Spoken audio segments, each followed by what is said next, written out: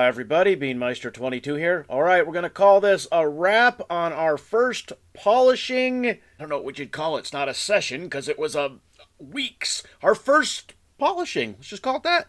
We started with this rough, raw rock, mostly bought online, some given to me by friends.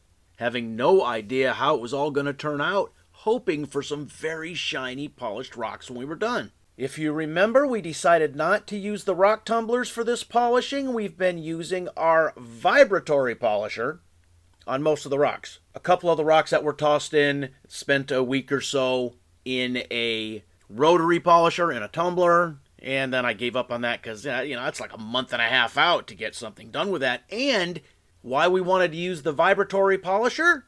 We wanted to leave the unique shapes of the rock intact.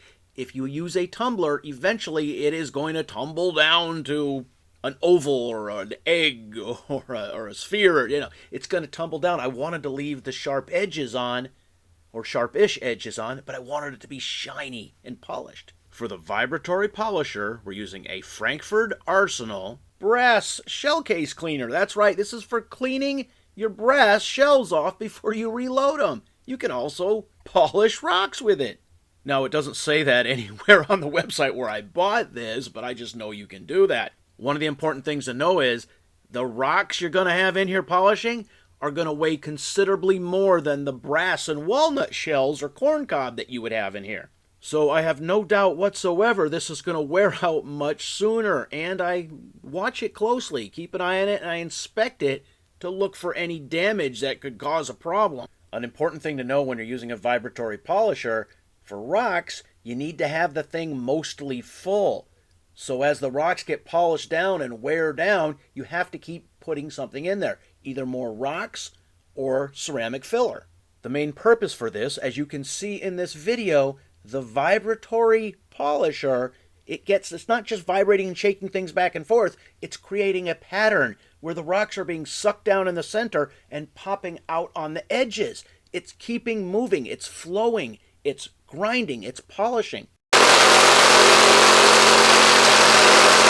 And it's not just the vibration, you still need to put the polishing grit in there, and considerably more than you would in a tumbler, and it needs to have water. Too much water, the rocks will wash off. Not enough, like you'll see here in some of these clips, it becomes sticky and pasty, and you're not really polishing as well as you should be. The other thing about a polisher is it's a lot quicker, which is why a lot of people like to run the first 2 weeks in a tumbler and then switch over to 1 or 2 sessions in a vibratory polisher like this. Those first couple weeks in the tumblers will get the sharp edges off, get it starting to round off, and then this will shine it up. And I think that's what we're going to do in our next run. And to speed things up, I bought a second one of these, and it's on the way from Amazon, so I now have 2 of these. These are reasonably priced, especially compared to the other rock tumblers. These are only about $60. And very important to know, in addition to putting extra filler in when the level goes down, reduces, you need to, in between polishings, take it and clean the rock off. Get all that sludge out of the bottom, clean it up, put it back in, add your polishing grit, and then let it roll.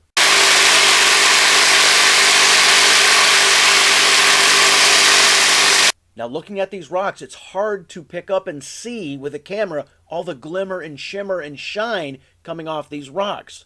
Like they say the camera adds 10 pounds? Well, the camera reduces a considerable amount of the shine. With that said, I can clearly see some of these rocks still have polishing grit on them, and I'm going to soak them in a bag and then scrub them up. Also, I need to say these rocks are dry. If I wetted these down, they would look amazingly shiny. And that's a cheat that some people do. They'll show you the rocks while they're still wet. Or they'll even oil them up, put a little shine on them. Extra shine. Yeah. Cheaters! But as far as I'm concerned, these are done. I ain't polishing these anymore. This is finished product. So, this is how our Tiger's Eye rock turned out. Very cool. You can see some dirt still on them, some grit that needs to be washed, and these are really shiny and really smooth, and I'm hoping the camera can pick that up. These came from Arizona and Australia. That's right, it's an international mixed bag we have here. Tiger's Eye can also be found in Burma, India, Namibia, South Africa, Brazil, Canada, China, Korea, and Spain. So it's spread out all around the world. So this next rock, it's called Lapis Lazuli. Some people pronounce it Lapis Lazuli. I don't know. But what's really cool of it is you can see the speckles of gold crystal in the rock. This came from Afghanistan. That's right. You can also find it in Russia, Chile, Pakistan, Italy, Mongolia, USA, and Canada.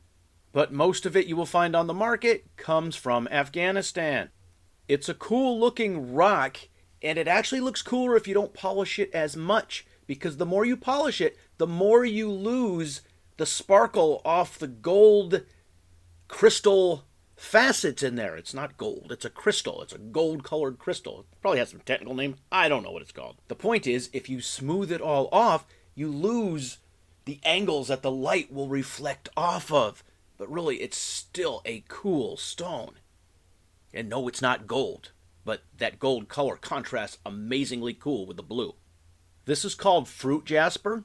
That's its common name. I think it's also called a jubi jasper. Comes from India. It's very cool. You know, that's like fruit there, a fruit bowl or something. Now, these are very smooth, and they are somewhat shiny. The camera's not really picking it up all that well. But if I were to have tumbled these first, it would really help it shine more. It's really cool looking jasper.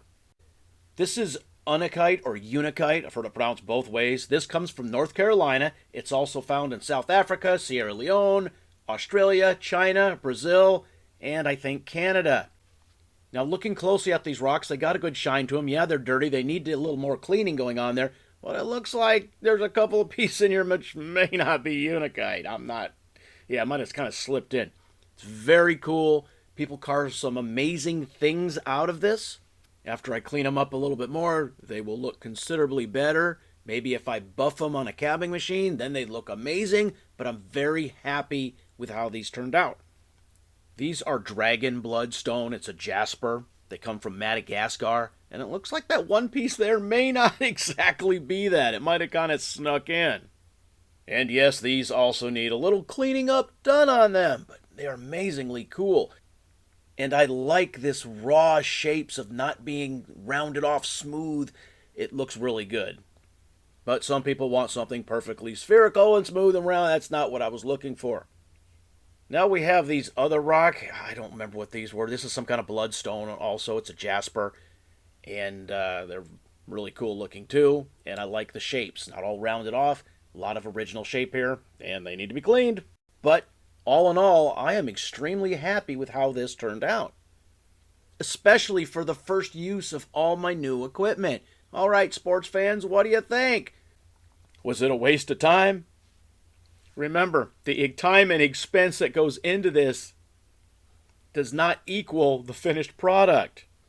Generally speaking, the rocks you see here are sold online for $12 to $14 per pound. Nearly half of that weight disappears during the tumbling and polishing process. And unless you're going to take these rocks and then carve them into something really cool and amazing and sell to people, which you see online, they take and they make spheres and pyramids and all kind of cool shapes and animals out of these things. Hey, that's really cool. Do I want to do that? Yeah, I don't know. A lot of effort. So unless you're going to do that, you are not going to make a profit on this for your time and effort of equipment and everything. But it's not about making money. It's about taking something rough from nature and turning it into something really cool. Yeah, all right. So leave your comments in the comment section. As always, thanks for watching.